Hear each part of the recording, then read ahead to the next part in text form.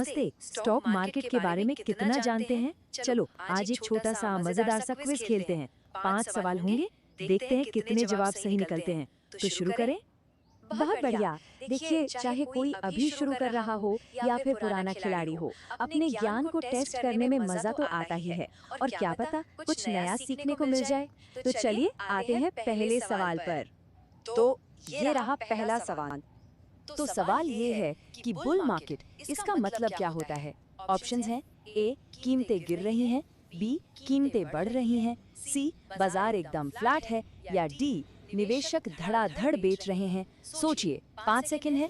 5, 4, 3, 2, 1। Time up. और सही जवाब है ऑप्शन बी, कीमतें बढ़ रही हैं। जिनका जवाब सही था, क्या बात है, बहुत अच्छे। तो बुल मार्केट का सीधा सा मतलब है कि बाजार में तेजी है, कीमतें ऊपर जा रही हैं। ये तब होता है जब इकोनॉमी अच्छी चल रही हो, लोगों को नौकरियां मिल रही हों और कंपनियां अच्छा पैसा कमा रही हों। अच्छा, इसे बुल मार्केट क्यों कहते हैं? क्योंकि बुल यानी बैल हमेशा अपने सींगों से नीचे से ऊपर की तरफ हमला करता है, ठीक वैसे ही जैसे स्टॉक्स के दाम ऊपर जाते हैं। शानदार। चलिए अब बढ़ते हैं दूसरे सवाल की तरफ। सवाल नंबर 2, इन चारों में से डेरिवेटिव इंस्ट्रूमेंट कौन सा है? ऑप्शंस हैं A equity share, B mutual fund, C futures contract, या फिर डी फिक्स्ड डिपॉजिट। थोड़ा सोचिए। 5, 4, 3, 2, 1। और सही जवाब है ऑप्शन सी फ्यूचर्स कॉन्ट्रैक्ट। मानता हूँ ये थोड़ा मुश्किल सवाल था। अगर जवाब सही निकला तो क्या बात है। चलिए समझते हैं कि आखिर ये है क्या। देखिए, डेरिवेटिव को समझने का एक सिंपल तरीका है। मान लीजिए आपके पास पिज्जा का एक कूपन है।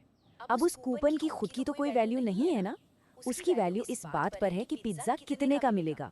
बिल्कुल वैसे ही फ्यूचर्स कॉन्ट्रैक्ट की वैल्यू भी खुद से नहीं होती, वो किसी और चीज जैसे सोना या गेहूं के भविष्य के दाम से जुड़ी होती है। इसीलिए इसे डेरिवेटिव कहते हैं, क्योंकि इसकी वैल्यू कहीं और से डिराइव होती है। 2 सवाल हो गए। तो हमने अभी फ्यूचर्स कॉन्ट्रैक्ट जैसी थोड़ी कॉम्प्लेक्स चीज की बात की। अब इतने बड़े बाजार में इन सब चीजों पर कोई तो नजर रखता होगा, है ना?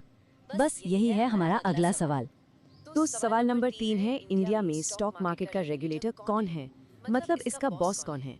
ऑप्शंस हैं ए आरबीआई, बी सेबी, सी एनएसई, या डी बीएसई। चलिए आपका टाइम शुरू होता है। 5, 4, 3, 2, 1। और सही जवाब है ऑप्शन बी, सेबी, यानी securities and exchange board of India.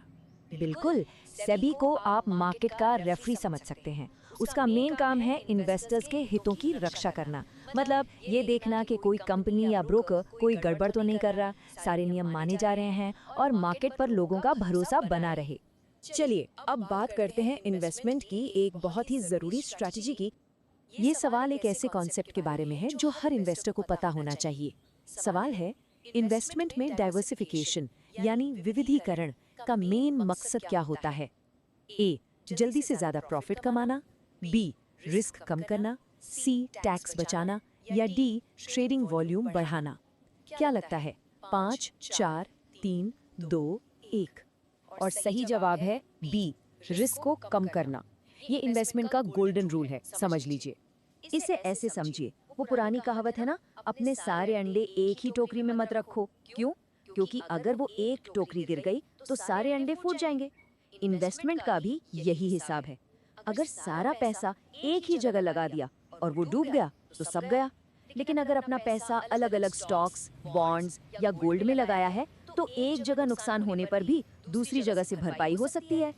तो लीजिए हम आ गए हैं अपने आखिरी सवाल पर। ये थोड़ा प्रैक्टिकल है, देखते हैं हिसाब किताब कैसा है। और ये रहा आखिरी सवाल, थोड़ी सी मैथ्स है। अगर 100 रुपए का कोई शेयर खरीदा और उसे 120 रुपए में बेच दिया तो रिटर्न परसेंटेज कितना हुआ? ए 10%, बी 15%, सी 20%, या डी 25%। लगाइए जरा हिसाब। 5, 4, 3, 2, 1। और सही जवाब है 20%, 20%। जिनका जवाब सही है, बहुत बढ़िया। चलिए जिन्हें कंफ्यूजन है उनके लिए देखते हैं कि ये कैलकुलेट कैसे हुआ। देखिए, कैलकुलेशन बहुत सिंपल है। सबसे पहले तो प्रॉफिट निकालिए। 120 में बेचा, 100 में खरीदा, तो 20 रुपए का सीधा सीधा मुनाफा। अब इस मुनाफे को अपनी खरीद की कीमत से डिवाइड कीजिए और 100 से मल्टीप्लाई कर दीजिए। मतलब 20 को 100 से डिवाइड किया और फिर 100 से मल्टीप्लाई किया, जवाब आया 20%। तो इस छोटे से क्विज में हमने 5 बहुत जरूरी कॉन्सेप्ट्स को छुआ। बुल मार्केट क्या है, डेरिवेटिव्स किसे कहते हैं, सेबी का क्या रोल है, डाइवर्सिफिकेशन क्यों जरूरी है और अपने रिटर्न को कैसे कैलकुलेट करते हैं। एक बात हमेशा याद रखिए, फाइनेंस की दुनिया में नॉलेज ही सबसे बड़ी पावर है। आज ये 5 चीजें सीखी, कल और सीखेंगे। तो बस सीखते रहिए और आगे बढ़ते रहिए।